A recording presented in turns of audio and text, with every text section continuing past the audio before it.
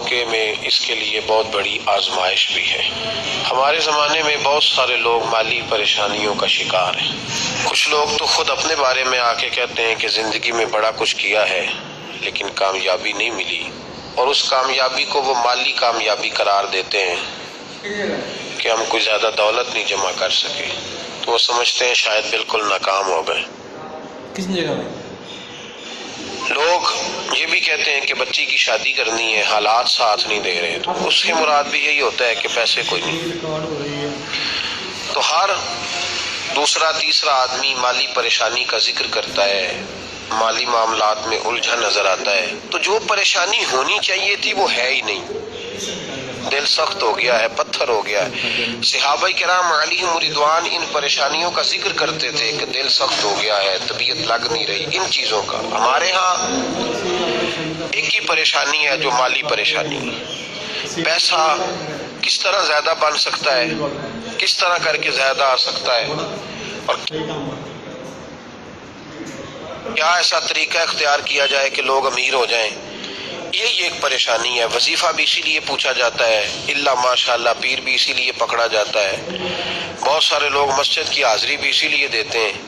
وہ بھائی مالی پریشانی، پہلی بات تو یہ کہ اتنی بڑی پریشانی نہیں جس کو سوار کیا جائے۔ آیت پڑھوں گا قرآن پاک کی، اور میرا خیال ہے کہ بہت ساری پریشانیاں تو قرآن مجید کے لفظوں سے دور ہو جائیں گی۔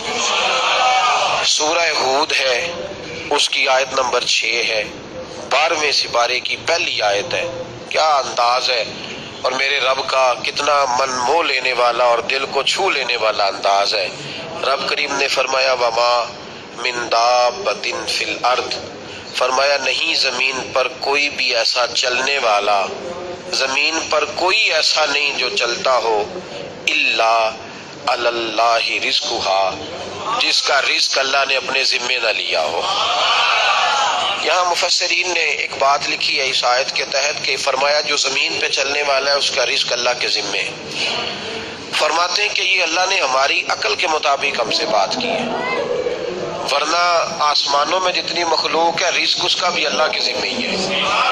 یہاں جو فی الارض کے لفظ ہے زمین پہ، وہ ہمیں سمجھانے کے لیے کہ تم نے تو صرف یہ دنیا دیکھی ہے نا، تو جس کو تم نے دیکھا ہے وہ سب کھاتے اللہ کا دیا ہوا ہی ہے۔ تو جو ہم نے دیکھا تھا رب کریم نے اس کے مطابق ہمیں سمجھا دیا۔ فرمایا کچھ تو تم نے دیکھے نہیں، چلو ان کی تم سے بات نہیں کرتے، پر جو تم نے دیکھے ہیں ان سب کا رزق کس کے ذمے ہے؟